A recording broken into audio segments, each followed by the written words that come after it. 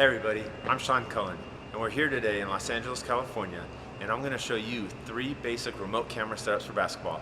Let's get to it.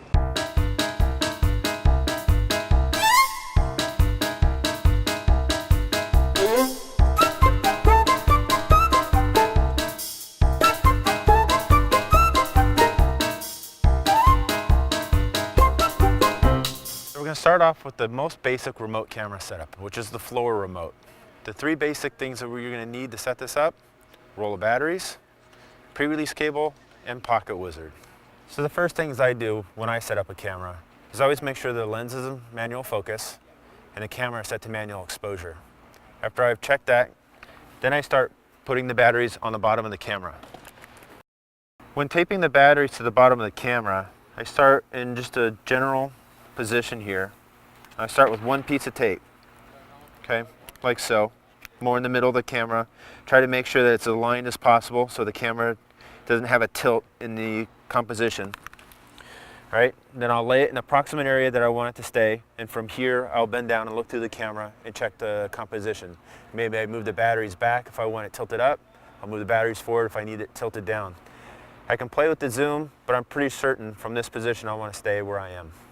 So when you're done taping the roll of batteries to the bottom of the camera and you got your composition set, next you want to focus the camera.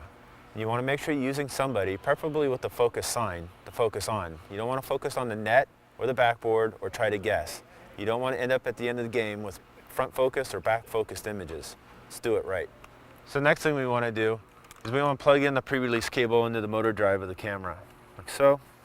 Take the mini phone in and plug it into port 1 on the receiver unit. So after plugging in the cable to the Pocket Wizard receiver, make sure that both your receiver and transmitter are set to the same channel and zone.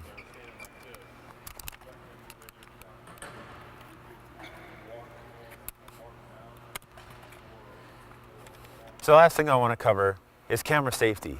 We want to make sure that we have a rubber lens shade on the lens. You can never control when a player may step on it coming out of bounds or even fall on it.